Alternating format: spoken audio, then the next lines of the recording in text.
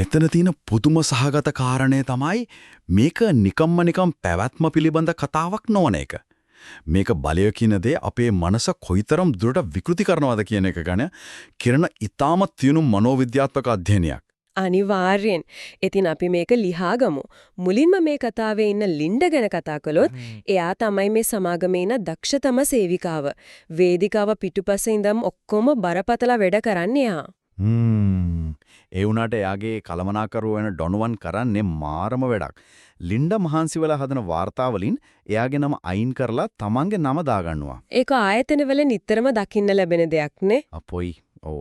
තමන්ගේ දක්ෂතාවයට කිසිම අගයක් ලැබෙන්නේ නැහැ. ඩොනවන් වගේ අය අනුන්ගේ ශ්‍රමය හොරකම් කරලා ඉහළට යනවා. ඊට පස්සේ තවත් ලොකු ප්‍රශ්නයක් එනවා. බ්‍රැඩ්ලි කියන කිසිම හැකියාවක් නැති හැබැයි අහංකාර පුද්ගලයා සමාගමේ අලුත් සභාපති විදිහට පත් වෙනවා. ඔව්. ඒ මදිවට එයා ලින්ඩාට හිමිවිය යුතු උසස් වීම අර ඩොනවන්ට දෙනවා. දීලා ලින්ඩාට ප්‍රසිද්ධියම දරුණු විදියට අපහාස කරනවා. මෙන්න මේ ව්‍යුහය ඇතුලේ ලින්ඩා කියන්නේ හරියට තද කරලා අල්ලාගෙන ඉන්න දුන්නක් වගේ කියලා අපිට හිතන්න පුරුවා. ඒ පීඩන නිසාම ලින්ඩා කරන්නේ හැමදාම රැට අර සර්වයිවර් වගේ රූපවාහිනී වැඩසටහන් බලන එක නේද? හරියටම හරි. අසීරු අවස්ථාවල ජීවිතය බේරා ගන්න ආකාරය එයායිකින් අධ්‍යයනය කරනවා. මට මෙතනදී හිතෙනවා මේක ඇත්තටම නිකංම මානසික පලායාමක් විතරක්ද කියලා නැත්නම් යටිසිතින් මොකක් හරි පිපිරීමකට සූදානම් වීමක්ද? මෙහෙමයි අපි මේක පුළුල් චිත්‍රයට සම්බන්ධ කළොත් අපිට පේනවා වර්තමාන ආයතනික ව්‍යුහයන් ඇතුලේ දක්ෂතාවයට වඩා ආත්ම විශ්වාසය සහ වංශාව තමයි ඉස්සරහට එන්නේ කියලා. බ්‍රැඩ්ලිට ඉහළම තනතුරු ලැබෙන්නේත් ඒ බොරු ආත්ම විශ්වාසය නිසායි. ඒ කියන්නේ ප්‍රායෝගික හැකියාවක් යට කොහොමත් නැහැ. නෑ. ඒකනේ බැංකොක් නුවර තියෙන වැදගත් රැස්වීමක ගැටලුවක් ආවම එයාට ඒක තනියම විසඳගන්න බැරි වෙන්නේ. ඉතින් එයාට සිද්ධ වෙනවා අර එයාම අපහාස කරපු ලින්ඩාව ඒ ගමනට අරන් යන්න. අන්න එතනදී තමයි මේ කතාවේ ඊළඟ භයානකව සංක්‍රාන්තිය සිද්ධ වෙන්නේ. මේ මානසික පීඩනය හිටිහැටියේම භෞතික මරණීය අවදානමක් බවට පත් වෙනවා. මාරම වැඩේ කියන්නේ ගුවන් යාන ඇතුලේදී බ්‍රැඩ්ලිගේ අහංකාරකම උපරිමට යනවා නේද? එයා කියනවා සීට් බෙල්ට් දාන්න නිවටියෝ කියලා. ඒක නම් අදාහ ගන්නත් අමාරුයි. ඒක තමයි විශේෂහිත පුරුෂාධිපත්‍යයේ උපරිමය. තමන්ගේ බොරු වීරත්වය පෙන්වන්න ගිහින් කිසිම කෙනෙක් ආසනපටි දාන්නේ නැහැ. ඉතින් ඒකේ ප්‍රතිඵලයක් විදිහට යානීය අනුතරට ලක් වෙලා ගුවනේදී කැඩීගෙන යන්න පටන් ගන්නවා. අන්න එතකොට අර අපි කලින් කතා කරපු දුන්‍යාගුල සම්පූර්ණම ගැලවෙනවා. මෙතන තමයි කතාව ඇත්තටම රසවත් වෙන්නේ. ඒ කියන්නේ අර ආයතනික දුරාවලිය, නීතිය කියන සමාජ ආවරණයන් ඔක්කොම තප්පර ගානකින් වාෂ්ප වෙලා යනවා. ඔව්. යානේ ඇතුලේදී කලමනාකාර ඩොනෝවන් තමන්ගේ ජීවිතේ බේරා ගන්න ලින්ඩාව මරලා ඇගේ අසුන ගන්න හදනවා. එයා කාර්යාලයේදී ලින්ඩාව මානසිකව පෑගුවා. දැන් භෞතිකවම මරන්න හදනවා. හැබැයි ලින්ඩාගේ ප්‍රතිචාරය මාරයි. එයා කැම කන්න පාවිච්චි කරපු ගෑරුප්පු අරගෙන ඩොනවන්ගේ අතට අනිනව නේද? එතන ලොකු ප්‍රතිවිරෝධතාවයක් තියෙනවා. ගෑරුප්පුවක් කියන්නේ ශිෂ්ටාචාරයේ ලොකු සංකේතයක් නේ. අනිවාර්යෙන්. ඒ ශිෂ්ටාචාරයේ සංකේතයම එතනදී මාරාන්තික ආයුධයක් වෙනවා. ඒකෙන් ඇනලා ඩොනවන්ව තල්ලු කරනවා. ඩොනවන් යානයෙන් පිටතට විශ්වලා මැරෙනවා. ඊට පස්සේ යානය මුහුදට කඩාගෙන වැටෙනවා. ඉතින් මේ බිහිසුණු අනතුරින් පස්සේ දිවි ගලවා ගන්න දෙන්නට මුහුණ දෙන්න වෙන්නේ සම්පූර්ණයෙන්ම අලුත් ලෝකයකට. අලුත් නීති පද්ධතියකට. ලින්ඩා අවදි වෙන්නේ පාළු දූපතක නේද? ඔව්.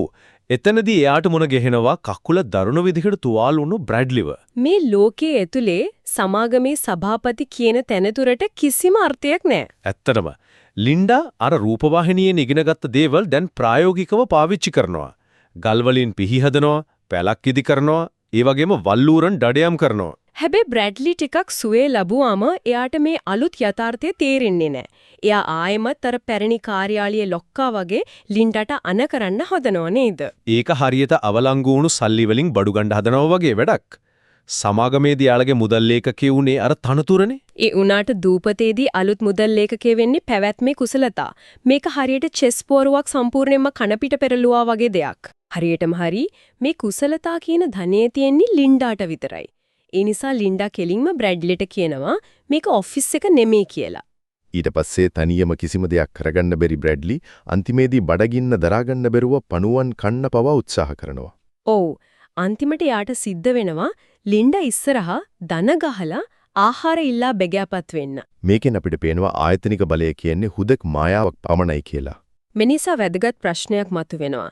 සැබෑ වටිනාකම සහ ආරෝපිත වටිනාකම අතර වෙනස මොකක්ද කියන එක. බ්‍රැඩ්ලි ඔය දනගෙසීම කියන්නේ නිකම්ම කෑම ඉල්ලීමක් නෙමෙයි. ඒ කියන්නේ පැරණි සමාජ දුරාවලියේ සම්පූර්ණ මරණය. අන්න ඒකයි. හැබැයි කතාවේ අඳුරුතම පරිච්ඡේදය ආරම්භ වෙන්නේ එතනින්. බලය අත්පත් කරගත්තට පස්සේ ඒ බලය ලින්ඩාව සම්පූර්ණයෙන්ම දූෂණය කරනවා. හැබැයි මෙතනදී මට ප්‍රශ්නයක් එනවා. අපි සාමාන්‍යයෙන් හිතන්නේ පීඩනයට ලක්වුණු කෙනෙක්ට බලය ලැබුණාම එයා අනිත් අයට කරුණාවන්ත වෙයි කියලා. නේද? මොකද එයා දන්නවා පීඩනය කොච්චර අමාරුද කියලා. ගොඩක් අය එහෙම හිතනවා. හැබැයි ලින්ඩා කරන්නේ Taman වින්දිතෙක් විදියට හිටපු අර කාර්යාලයේ තිබුණු විෂසහිත පරිසරය වෙනුවට එයාම මුදුනේ ඉන්න නව විෂසහිත පාලනයක් මේ දූපති නිර්මාණය කරන එක. ඒ කියන්නේ යා බ්‍රැඩ්ලිව තමන්ගේ පාලනයට තියාගන්න විෂබුවල්ලන්ව පාවිච්චි කරන එක ගැන නේද වා කියන්නේ? ඔව්. එයා ඒ විෂබුවල්ලන්ම හොයාගෙන ගිහින් බ්‍රැඩ්ලිට කවලා එයාගේ ශරීරය අප්‍රාණික කරනවා. ඒකනම් හිතාගන්නත් අමාරු ක්‍රූරත්වයක්. යාට ඕනේ මානසිකව වගේම කායිකවත් බ්‍රැඩ්ලිව අඩපණ කරන්න. ඒ විතරක් නෙමෙයි මේ අතරේ බ්‍රැඩ්ලිගේ පෙම්වතිය වෙන සූරි සහ බෝට්ටු කපිතාන්වරයෙක් මෙයාලව හොයාගෙන දූපතට එනවා. ඉතින් ලින්ඩට තිබුණනේ කෑ ගහලා උදව් ඉල්ලන්න. තිබුණා. හැබැයි යාට ඕනේ නෑ මේ දූපතේ රැජින කියන තත්ත්වය අතහරින්න. එයා හිතාම බලන් ඉන්නවා අර සූරි සහ කපිතාන් කන්දකින් වැටිලා මැරෙනකන්. ඉතින් මේ හැම දෙයකින්ම අදහස් වන්නේ කුමක්ද? ලින්ඩ කොහොමද වින්දිතේකුගේ ඉඳන් මේ වඩේ ක්‍රූර පාලකයෙක් බවට පත් උනේ? ඇයව මෙතරම් නපුරු කලේ මේ දූපතද නැත්නම් ඇය ඇතුලේ කොහොමත් මේ සබෑ ස්වභාවය හැංගිලා තිබුණාද? ඔය කාරණේ තමයි මේ මුළු අධ්‍යයනයේම හරය. පීඩිතයෙක්ට බලය ලැබුණාම ගොඩක් වෙලාවට වෙන්නේ එයාලා තමන් වෛර කරපු පීඩකයන්ටත් වඩා දරුණු වෙන එක. ඒ කියන්නේ අර নিরপেক্ষ බලය নিরপেক্ষවම දූෂණය කරනවා කියන එක නේද? හරියටම හරි. මේ ඇත්ත දැනගත්තට පස්සේ බ්‍රැඩ්ලිට තේරෙනවා Taman ඉන්නේ සාමාන්‍ය මිනිස්සෙක් එක්ක නෙමෙයි කියලා. ඉතින් ලින්ඩා සහ බ්‍රැඩ්ලි අතර ඇතිවෙන සටනකින් පස්සේ බ්‍රැඩ්ලි පණ බේරගන්න දූපතේ තියෙන තහනම් කලාපය වෙත දුවනවා. එතනදී තමයි සම්පූර්ණ කතාව මුඩු යටිකුරු කරන දැවැන්තම රහස හෙළි වෙන්නේ නේද? අනිවාර්යෙන්. ඒ තහනම් කලාපේ තියෙන්නේ කැලෑවක් නෙමෙයි. ඊටමත් සුකෝපභෝගී නිවාඩු නිකේතනයක්. ඒ කියන්නේ ලින්ඩා මේක කලින්ම දැනගෙන හිටියද? එයා මේක සති ගානකට කලින් හොයාගෙන තියෙන්නේ. හැබැයි බ්‍රැඩ්ලිව වහලෙක් විදලා තියාගන්න එයා ඒක හිතාමතාම සංගවාගෙන හිටියා. මේක හරියට නිකම් සමහර කලමනාකරුවන් ආයතනය ඇතුලේ තොරතුරු හංගගෙන ඉන්නා වගේ වැඩක් නේද? Taman යටතේ ඉන්න අයව Taman මතම යැපෙන තත්ත්වයට පත් කරන්න. ඔව් ඒ මානසිකත්වයෙන්ම තමයි ලින්ඩා මෙතන ක්‍රියාත්මක කරන්නේ. ඉතින් මේ නිවාඩු නිකේතනයේ ඇතුලේදී බ්‍රැඩ්ලි ලින්ඩාව මරා දාන්න උත්සාහ කළත් ලින්ඩා කරන්නේ ගෝල්ෆ් පිත්තකින් පහර දීලා බ්‍රැඩ්ලිව ඝාතනය කරන එක. එතන තියෙන දෛවෝපගත උපහාසය බලන්න.